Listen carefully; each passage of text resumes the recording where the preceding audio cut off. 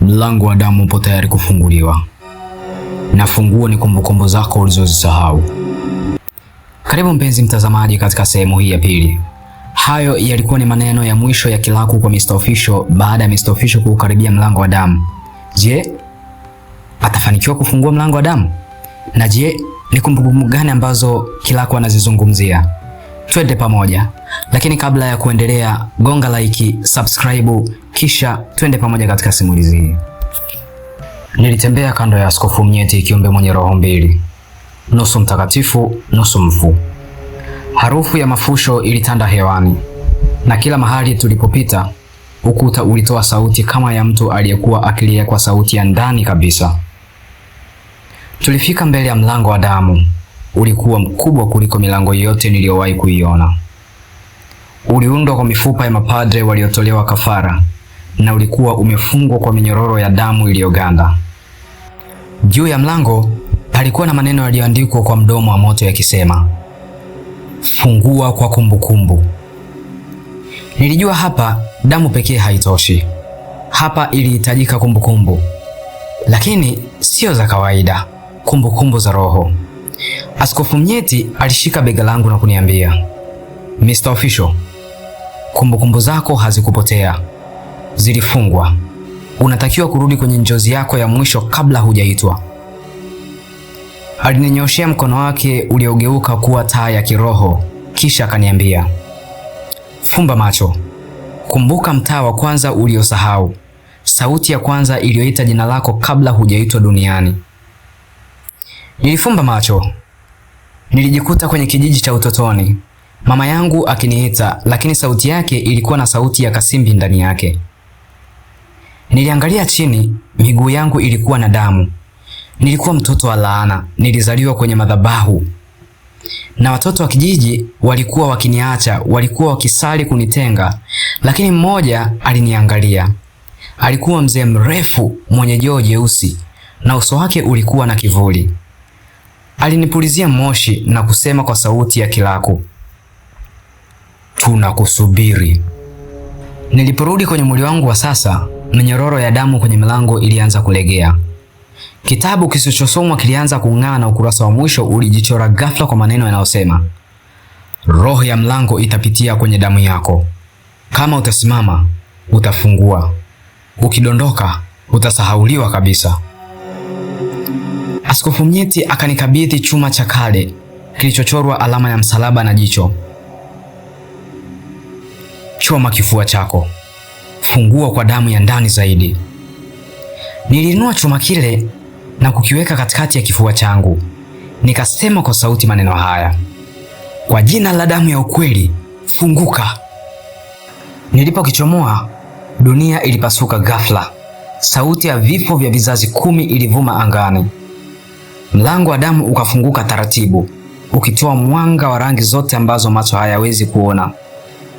Na nilipochukua hatua ya kuingia ndani, nilihisi kama nimeacha mwili wangu nje.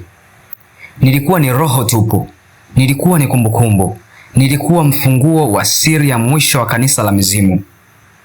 Nilipoingia ndani ya mlango wa damu, nilijikuta katikati ya dunia isiyo na ardhi, isiyo na anga, isiyo na wakati. Ulimwengu huu haukuwa na mwelekeo kabisa, kulikuwa na upepo tu, upepo wa milele. Lakini haukuwa upepo wa kawaida. Kila pigo la upepo huo lilikuwa na sauti, sauti za maelfu ya watu waliolia mara ya mwisho kabla ya kufa kwao. Wengine walikuwa wanalia kwa maombi, wengine kwa maumivu, wengine wakisema majina ya wale waliowasaliti. Nilizungukwa na wingu jeusi lililokuwa likicheza kama moshi wa roho. Ndani yake niliona nyuso. Uso wa mama yangu, uso wa mchungaji aliyechezea sadaka, uso wa kijana niliyesoma naye shule aliyekufa bila sababu. Upepo huo haukusukuma mwili wangu, bali ulivuta roho yangu. Na hapo nikasikia sauti niliyokuwa naijua, lakini si kwa jina. Karibu kwenye eneo la kusahaulika. Hapo ndipo mizimu huishi kabla ya kupewa nafasi ya kulipiza kisasi. Niligeuka. Alikuwepo kiumbe mwenye mwili wa mwanadamu, lakini kichwa chake kilikuwa ni cha ndege mkubwa mwenye macho mekundu yaliyong'oa kama taa za kuzimu. Alivaa vazi la makaburi na kila alipopumua ardhi isiyoonekana ilitetemeka. Mimi ni mtunza upepo. Kazi yangu ni kuhifadhi sauti zilizonyamazishwa na uongo wa watakatifu. Nilitaka kuzungumza, lakini sauti yangu haikutoka kabisa. Mtunza upepo akaniangalia kwa jicho lake la kulia na kusema, roho yako haijakamilika. Umeingia huku ukiwa nusu binadamu, nusu alama. Kumbukumbu zako bado hazijakamilika. Kisha akanipa kioo cha ajabu, kioo cha upepo. Nilipokiangalia ndani yake, si kuona uso wangu, niliona tukio la zamani. Mimi nikiwa mtoto, nikioshwa na damu ya kuku mweusi mbele ya madhabahu ya kale. Kando yangu kulikuwa na mzee aliyekuwa akinicheka. Alikuwa askofu mnyeti, lakini pia alikuwa na kilaku. Nilirudi nyuma kwa hofu. Hapana, hii haiwezekani. Mtunza upepo akasema kwa huzuni, unataka ukweli? Wewe si tu shahidi, wewe ni kizazi cha damu ya kilaku, damu ya wachache waliobeba uhai wa roho mbili. Aisee, nilitetemeka. Ili upite salama, unapaswa kuchagua kuifuta historia yako na kuishi kama kivuli, au kuikubali damu ya kilaku na kuwa mhimili wa mapambano ya mwisho. Upepo kazidi nguvu, roho zikaanza kupiga kelele, na ndani ya kelele hizo jina langu likaitwa tena na tena. Mr. Official, Mr. Official, fanya uamuzi wako. Nilifungua macho, nikakumbuka kila nilichopoteza. Nikakumbuka ndoto zilizonileta hapa. Nilisema kwa sauti isiyoshika moto kwa roho, naichagua damu, lakini nitaitumia kuangamiza chanzo chake. Mtunza pepo alitabasamu kwa huzuni, kisha akaniambia, basi pita na usirudi nyuma, kwa sababu sasa umefungua mlango wa mwisho, mlango wa mwito wa vizuka. Baada ya kuvuka upepo wa milele, nilijikuta nimesimama katikati ya mji wa kivuli, mji wa majumba yaliyoporomoka, barabara za damu na anga lililopasuka kwa radi za sauti badala ya mwanga. Pembe za hewa ziliangusha matone ya giza, na kutoka katikati ya kila kona ya mji huo nilihisi mizimu ikinusa harufu yangu. Walikuwa wanajua nimeshafika. Mara nikasikia mlio wa tarumbeta ya ajabu, tarumbeta ya mifupa, na kwa wakati huo vizuka vikaanza kutokeza. Vizuka sio wafu, sio wachawi, ni viumbe waliowahi kuwa binadamu, lakini walikataa kwenda kaburini. Roho walioapa kuishi milele kwa gharama ya kila kitu cha binadamu. Wengi walivaa mavazi ya askari wa zamani. Wachache walionekana kama watoto waliokufa na bado wanacheka kwa huzuni. Macho yao yalikuwa mashimo meusi na midomo yao ilikuwa imechanika, kuonyesha tabasamu la maumivu ya milele. Vizuka vikaanza kuimba kwa sauti iliyochanganya huzuni na shauku. Mr. Official, mrithi wa damu, mfungo wa nuru, njoo! Nilikaza moyo. Nilijua huu ulikuwa mtihani wa mwisho kabla ya kufika katika kiini cha kanisa la mizimu. Mtunza pepo alinitokea kwa mbali akizungumza bila mdomo. Mwito wa vizuka hauwezi kukataliwa kwa nguvu za mwili. Lazima uwakabili kwa roho. Nilichukua kitabu kisichosomwa kutoka chini ya jiwe langu. Kilikuwa kimejaa mwanga mweusi, mwanga wa ukweli uliofungwa. Nikasimama mbele ya vizuka, nikafungua ukurasa mmoja uliokuwa umeandikwa kwa damu ya zamani. Maneno haya yalijitokeza. Kwa jina la damu isiyo na jina, natoa amri, mizimu ya waliofungwa, fungukeni kwa agano jipya. Kisha nikasema kwa sauti, mimi si adui wenu, mimi ni silaha yenu ya mwisho. Mara vizuka vikapiga kelele kali, kelele za huzuni na matumaini. Mwanga mweusi kutoka kwenye kitabu ulichuruzika na kuingia ndani yao, na mmoja baada ya mwingine waligeuka kuwa miili ya mwanga, silaha za kuangamiza giza. Mmoja wa vizuka ambaye alionekana kama mtoto wa miaka 10 lakini alikuwa na macho ya miaka 100, alinisogelea na kusema kwa sauti ndogo, Mr. Official, sasa una jeshi la roho nyuma yako. Nikaangalia mbele ambapo jumba kubwa lilisimama, kanisa la mizimu lenyewe.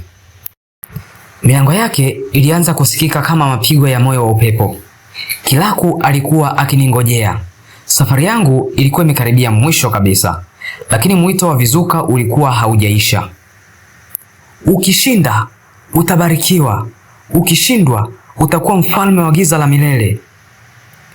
Nilipiga hatua mbele na jeshi la vizuka lilinifuata kimya kimya. Katika sekunde hiyo nilijua vita ya mwisho ilikuwa imeanza. Tulifika mbele ya jumba kuu la kanisa la mizimu. Mlango wake haukuwa mlango wa kawaida kabisa.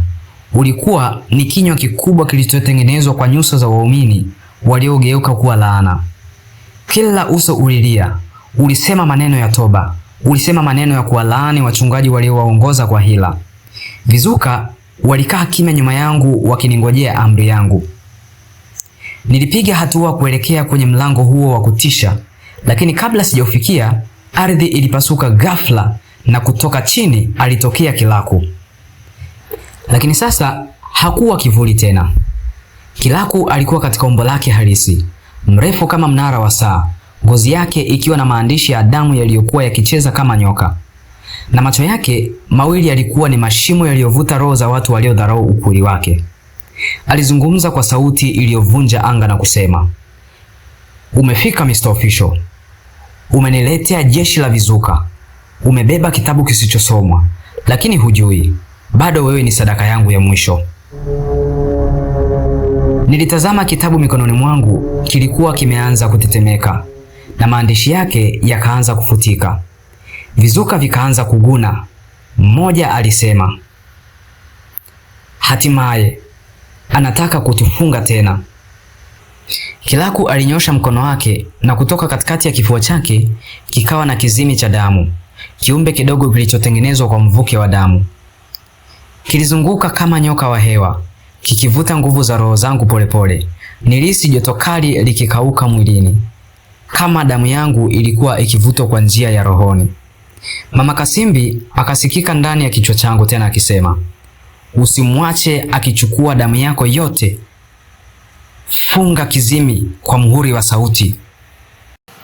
Nikainua sauti yangu nikaanza kuimba maneno ambayo sikuwahi kujifunza kabisa. Kwa damu iliyosahaulika, kwa sauti ya vizuka, kwa mwanga wa kilio cha mwisho, funga. Mwanga mweupe ulilipuka kutoka kitabuni na kizimi cha damu kililia kwa uchungu wa karne, kilijiviringisha kama mnyoo wa moto. Vizuka vilianza kuzunguka kwa kasi. Kila mmoja aliimba kwa sauti ya wafu, "Kilaku, mwisho wako umeandikwa." Lakini Kilaku hakutetemeka. Alikata hewa kwa mkono wake mmoja tu na vizuka 10 wakaanguka chini na kugeuka kuwa mawe. "Wewe si mkombozi," Kilaku alisema. "Wewe ni sehemu yangu. Damu yako ni yangu. Roho yako imechaguliwa na miuri ya kale." Nilikaza meno. Nilisogea mbele. Nikamwangalia Kilaku machoni na nikasema kwa sauti ya miale, "Basi kama mimi ni sehemu yako, basi mimi pia nina uwezo kukuangamiza." Nikachoma kifua changu kwa mara ya pili. Nikaachia damu moja kwa moja kwenye ardhi ya kanisa. Mara ghafla, ardhi ilianza kunywa damu hiyo na ardhi ilianza kuchemka. Mawe yakaanza kulia na ukuta wa kanisa ukapasuka na kutema mwanga wa hukumu. Damu yangu ilipoanguka ardhini, moshi mweusi ulifuka kama miale ya moto wa kuzimu. Lakini haikuwa moto wa kawaida. Huu ulikuwa moto wa hukumu. Moto uliobeba sauti za wale walioteseka, waliotolewa kafara, waliodhulumiwa na kanisa hili la mizimu. Kilaku alipiga kelele kubwa. Sauti yake ikavunja kuta za jumba takatifu. "Hii si haki. Hii si njia ya mwisho. Mnanigeuka." Miale ya moto ilianza kumzunguka. Vizuka waliobaki walisimama nyuma yangu wakapaza sauti kwa mara ya mwisho na kusema, "Hukumu! Hukumu! Hukumu!" Kanisa lote lilianza kutikisika kama mti mkubwa wa kale uliong'olewa kwa ghafla. Miamba ikapasuka, paa likapasuka, na dari la anga likafunguka. Nuru kutoka mbinguni ikashuka kama radi ya kisasi. Macho ya Kilaku yaligeuka rangi 10 kwa mara moja. Kisha akasema kwa hila, Mr. Official, nitakufanya kuwa nami. Ukikataa, roho zako zote zitapotea. Nilimwangalia nikiwa nimejaa damu, jicho moja na moyo wa ujasiri usiokuwa wangu. Nimebeba mzigo wa waliochinjwa. Nina deni la waliolia usiku wote. Siwezi kuwa upande wako. Niliinua kitabu kisichosomwa, nikakifungua hadi ukurasa wa mwisho, ule uliokuwa wazi kwa miaka 1000. Niliandika kwa damu yangu, kwa jina la walioonewa, liangamie kanisa hili. Mara moja moto ukabadilika kuwa miale ya dhahabu. Roho za vizuka ziliingia kwenye mwali huo na pamoja zilitengeneza mkuki mmoja wa nuru, mkuki wa mwisho. Nilichukua kisha nikamkimbilia Kilaku, na kwa nguvu za hukumu ya wote waliokufa nilimchoma moja kwa moja kwenye kifua chake. Kililia kama dunia nzima ilikuwa ikiangamia. Miili ya wachungaji wa kale ikarudi kwa sekunde moja, kisha ikayeyuka ghafla, na Kilaku akasema kwa sauti ya mwisho, umenifuta, lakini kumbuka, majivu yangu yataishi kama mioyo ya wanafiki. Kisha mwili wake ukapasuka vipande vipande. Moto wa hukumu ukalitoa kanisa zima, na nikaona mwangaza wa amani. Kwa mara ya kwanza tangu nianze safari hii, nilihisi ukimya wa kweli. Vizuka waliosalia waligeuka kuwa taa angavu zilizopaa angani na kutoweka polepole. Nilibaki nikiwa peke yangu katikati ya magofu, lakini si mpweke. Nilipiga magoti nikapumua. Nilijua kazi yangu imekamilika. Asante sana mwanafamilia wa Story Arena, na huu ni mwisho wa sehemu yetu ya pili. Tunaona Mr. Official amefanikiwa kumuondoa Kilaku pamoja na jeshi lake. Je, Kilaku atarudi tena? Sijui. Tukutane katika sehemu ya 3 tuone nini kitaendelea. Ila usisahau kusubscribe kwa ajili ya kukuza chaneli yetu.